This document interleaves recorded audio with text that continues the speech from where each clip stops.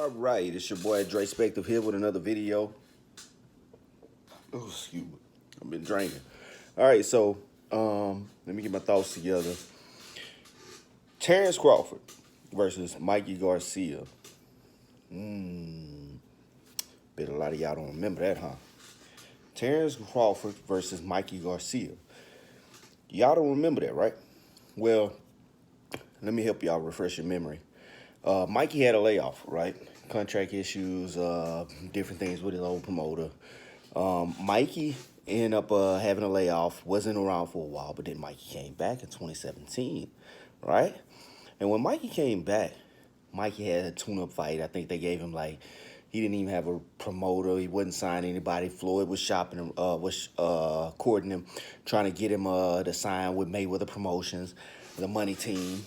I'm talking about Mayweather was with him like every day, really trying to get on Mikey, right? Because he understood that Mikey had a lot of star potential. Mikey is a great fighter. Don't sleep on Mikey. I did pick Earl Spence over Mikey, but don't sleep on Mikey. You've seen Mikey have been running off those wins. Mikey has been beating guys who, in your mind from the eye test, you think, Mikey shouldn't be beating these guys. They bigger, taller, Robert Easter, bigger when I said Adrian Broner. Mikey shouldn't have been beating these guys, but Mikey has been beating these guys, right? So Mikey is a super talented fighter, a great fighter. I just think he should be gradually stepping up. And I'm going to tell you some, I might have to do a video about boxing and weight, because it's a lot of fighters where they have jumped up in weight too early or jumped over classes and pretty much didn't acclimate themselves to the classes and went after champions and got beat. Reason being is because they didn't acclimate themselves to the weight. But let's get back. Mikey versus Terrence Crawford. When Mikey came back off that little hiatus he was on, Mikey team, everything that you heard from them, they were speaking Terrence Crawford as Mikey versus Terrence Crawford as a super fight. And they were talking about December 2017. And Robert, I remember Ellie Segback did this video with Robert Garcia saying that they were talking with Showtime about doing the Mikey Garcia versus Terrence Crawford fight. He said that they had went and talked to Showtime because they didn't have a promoter at the time. So they were talking directly to Showtime, and that's what Showtime wanted, and that's what, quote unquote, the Garcia team wanted. So whatever happened with Mikey Garcia versus Terrence Crawford? Now, this has been brought to my attention because it's been brought to my attention. I was looking at Boxing Eagle's channel. I like Boxing Eagle. Shout out to him. I really appreciate his channel because of the way that he comes up with his own opinion. This is Dre Spective Boxing. This is my perspective. I like Boxing Eagle because he has his own perspective. You know what I mean? I can appreciate anybody who has their own perspective and not anybody who's like regurgitating shit that they've heard on other boxing channels or on ESPN or some other fucking boxing site or whatever.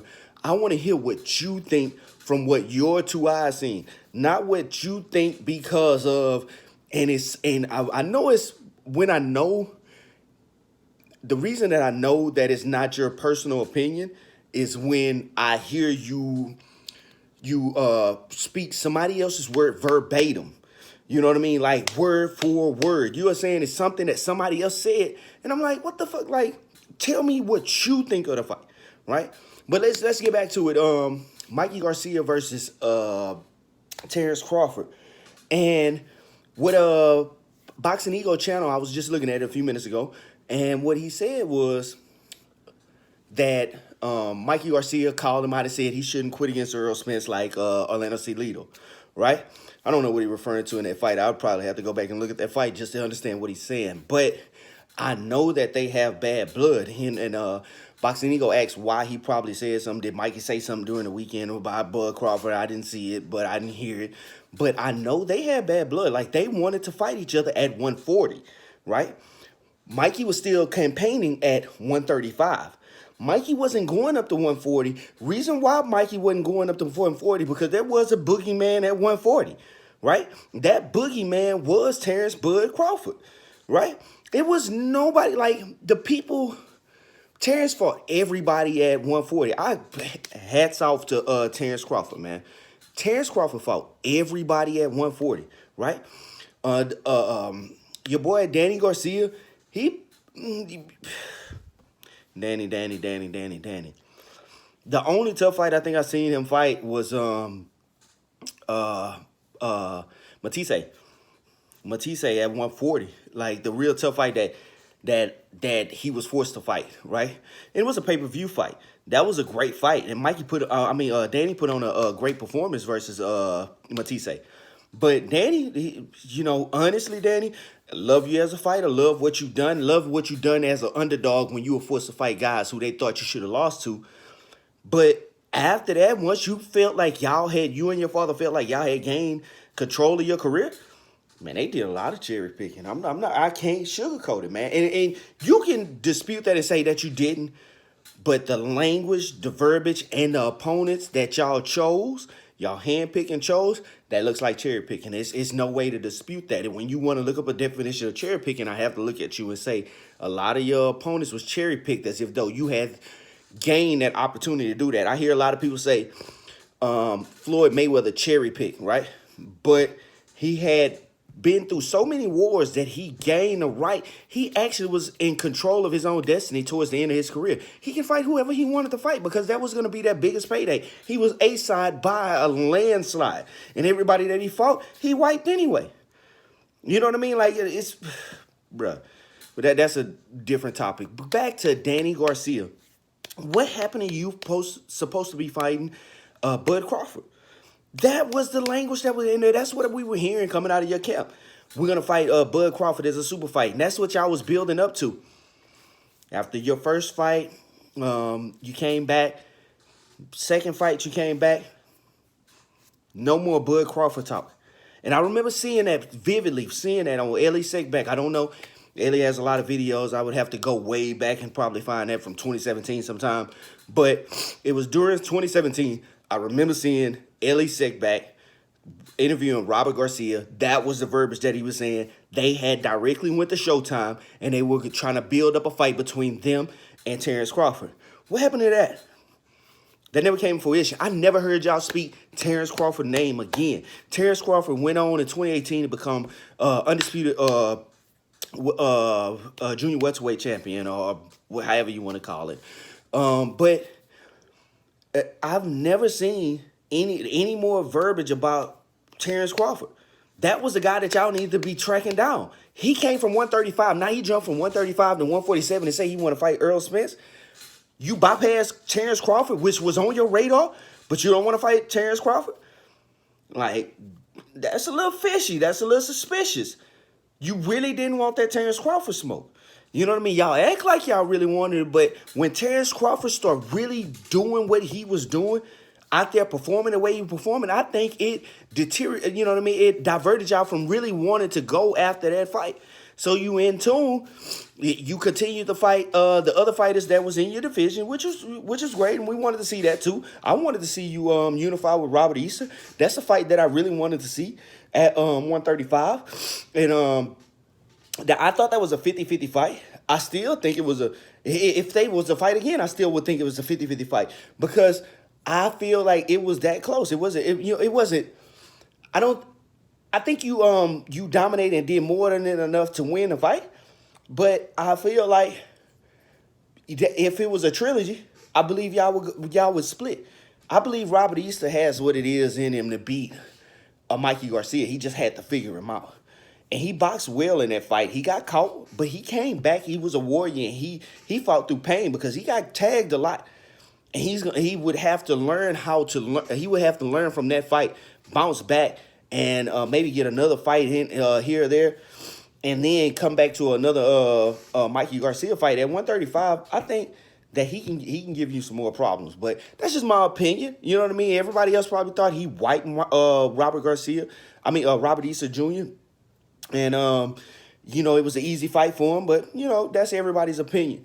I see things a lot different. I have my own perspective. This perspective of boxing, and this is the way that I see things. But again, man, Mikey, you've been ducking some fighters too, man. You know what I mean? Like, don't act like, oh, y'all giving him this, this kudos award for stepping up to fight the boogeyman. Man, this is a payday. Man, I'm gonna tell you really what it is. You know what I mean? It's no filter over here. This is a payday. This is Mikey Garcia's payday. He's been fighting some wars too. He's been getting hit too. He's wanting a payday. Him rattling off somebody's name in a big fashion like that, that's by design. Somebody, you know what I mean? Like, his dad and his dad and his brother telling him not to take that Earl Spence fight, not to do that. You know what I mean? That was real. I like Robert Garcia. He tells the truth. He tells the truth so much that he tells on his fighters. He's always on the Ellie Segback page, right? And he tells the truth so much that he starts to tell on his fighter. Let me give you an example. Just a few weeks ago, he was telling the truth so much, he went over the phone conversation with Ellie about the Abner Mares fight, which he stopped and said he wasn't going to fight Tank because he had an injury. He went in detail over the conversation that they had about how he went to the doctor and he said he wasn't going to fight Tank because of an elbow. That is an Ellie Segback video that I know I watched with my two eyes, right? And Robert Garcia went on there and he told the truth. Robert Garcia always telling the truth. He be telling the truth. Now, some stuff he try to give confidence to his brother when he's saying, or he trying to stay in confidence with his brother when he's saying some stuff about this Earl Spence fight. But for the most part, I hear Robert Garcia always telling the truth. He told the truth about that Abner Morris fight. He said that he went to the doctor and he felt that it was an elbow injury. They already were aware of the elbow injury, which he said on Ellie's channel. And when Abner went to the doctor said it was even worse, and it was worse enough to where he had to not fight this time, right? That he had to sit out because the fight was too close and he couldn't fight with that elbow, right? Then it turned around, Abner came out and said he had a detached retina. That's totally different from what Robert Garcia went on Ellie Segback page and described vividly, word for word, the conversation that you had with him about what the doctor told you why you couldn't fight. Period. So I believe Robert Garcia when he says certain stuff. So when Robert Garcia said that he was supposed to fight Terrence Crawford, they were building for Terrence Crawford, they were. But then something changed, and it probably is Mikey is the boss over there on the team about what he does. Like he said, he wanted to fight Earl Spence. This is a money grab. But at the end of the day, because it's a win-win situation, he can't lose. If he lose, he can't lose. He's still a 135-pound champ. If he win, you know what I mean, or if he make it a tough fight, it's going to look great. But if he win, that's going to be the highlight of his career, of his life. That's going to put him on a platform way up here. He's going to be able to go back to Jerry's world and sell out another stadium again. So all this stuff, though, man, I'm telling you, he ducked Terrence Crawford. Whatever happened to that fight, I don't know what happened to that fight, but that fight should have happened, right? Those are 135, 140-pound fighter. You moving up to 140 to fight Terrence Crawford, that's who you should have fought. He's a smaller fighter. You telling me jumping up here to Earl Spence, you want to challenge yourself? Challenge yourself against Bud Crawford, which you should have did in the first place. But that fight never came to fruition because you knew you would have got blown out for him, and probably Al Heyman is offering you more money than what you probably would have got for Terrence Crawford versus Mikey Garcia fight at 140 pounds. That's what it is. This is a pay-per-view fight. This is your money grab. So, Dre Spector, don't blame the messenger. I'm giving y'all the real and the truth. From my perspective, there's no inside information that I got. This is what I've built from the stuff that I've seen with my own two eyes. Dre Spector's Boxing signing out. Like, comment, subscribe. You got anything to say about this video? Man, go ahead and put it in the comment section. We can debate this all day.